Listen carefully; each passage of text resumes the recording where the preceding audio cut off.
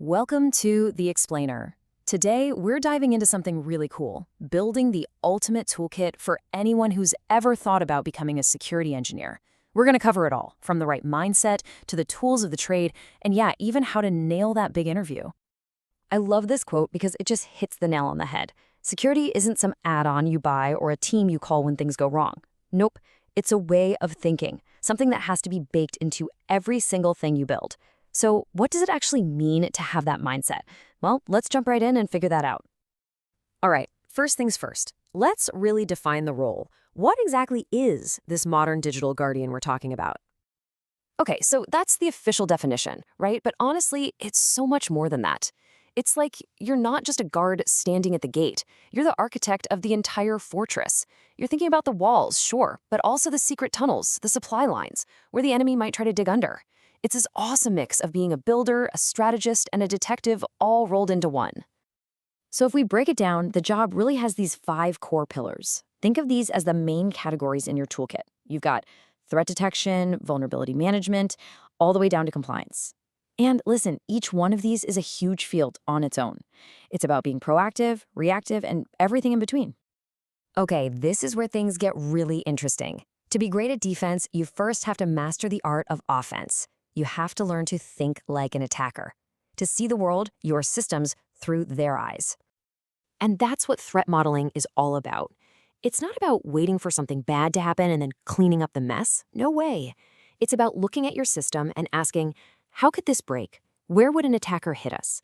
It's about finding the problems before they become problems. And the great thing is, you're not starting from scratch. There are these awesome established frameworks to help you. You've got Stride, which is a fantastic way to brainstorm different kinds of threats, spoofing, tampering, you name it. Then there's Dread for ranking those risks. And MITRE AT&T, that's like the encyclopedia of how bad guys actually operate in the real world. Super powerful stuff. So here's how it all comes together. It's a process, right? You start by mapping out your system. Then you use something like Stride to figure out what could go wrong. After that, you gotta prioritize. You can't fix everything at once. Then you apply your fixes, your controls, and this is crucial. You double check to make sure they actually work. It's a cycle. All right, so that's thinking like an attacker. Now let's shift gears a bit. Let's talk about finding the cracks in the walls that are already built and what to do when, someone actually gets through.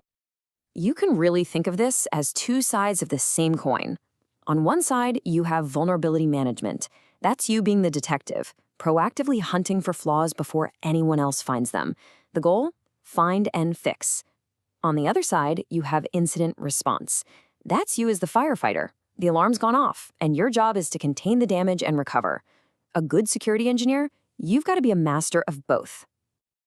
And to hunt for those vulnerabilities, you need the right tools for the job. It's a whole toolkit. You've got things like Nmap for checking out the network, Burp Suite or OWASP Zap for web apps, and then a whole other set of tools for cloud and containers. The whole point is you need to be able to see everything, every single layer of your technology. And this right here, this is the heartbeat of a solid security program. It's a loop. It never stops. You scan, you find something, you figure out how bad it is, you prioritize it, you fix it, and then you verify the fix. And then you start all over again. It's constant. Okay, but what happens when something does go wrong? This is your playbook. In the middle of chaos, you need a plan. This cycle takes you from preparation all the way to recovery. But honestly, the most critical step is that last one, the post-incident review. That's where you learn. That's where you get stronger for next time. So we've talked a lot about finding flaws and putting out fires. But what if we could design buildings that were, fireproof from the start? That's what this next part is about. Building security in from day one. You're going to hear this phrase a lot. Never trust, always verify. This is the absolute core of modern security, and it's called zero trust. See, the old way of thinking was like a castle with a moat, hard on the outside, but once you're in, you're trusted. Zero trust says, nope, forget that. It assumes threats could be anywhere, even inside the walls. So what does that actually look like? First off, zero trust isn't something you can just go out and buy. It's a strategy. It's a mindset. It means things like least privilege, giving people only the access they absolutely need to do their job and nothing more. It means constantly checking who's who, And it means using something called micro-segmentation, which is like putting bulkheads in a ship. If one part floods, the whole ship doesn't sink. And being a great architect isn't just about tech. You also have to know the rules of the road. I'm talking about compliance. Depending on what industry you're in, healthcare, finance, you name it, there are regulations like HIPAA or PCI-DSS that you have to follow. These aren't just suggestions. They fundamentally shape how you have to build your systems.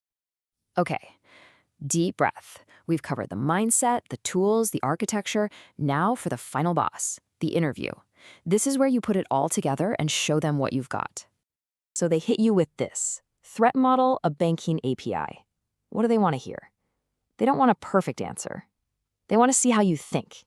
So you'd start by saying, okay, let's break down what this API does. Then you'd pull out a framework like Stride and walk them through it. For spoofing, we could worry about X. For tampering, we'd need to protect against Y. See? It's all about showing your process.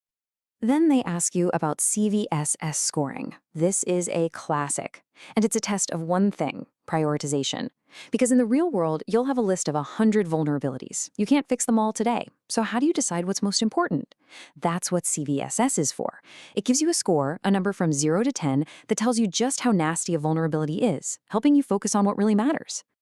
Okay, how do you reduce MTTR? This is all about speed and efficiency when everything is on fire. MTTR, mean time to recovery, is how fast you can get back to normal after a disaster.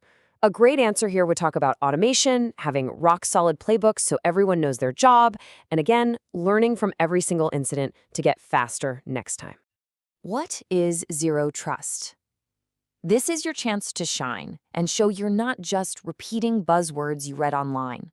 You'd explain the core ideas, sure, but then you take it a step further. You talk about how you'd actually implement it. We'd start with identity, then move to network segmentation.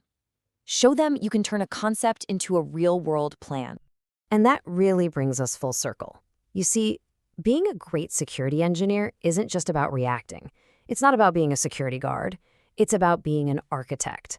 It's about having that mindset we talked about at the very beginning and using it to design systems that are strong, resilient, and safe from the start.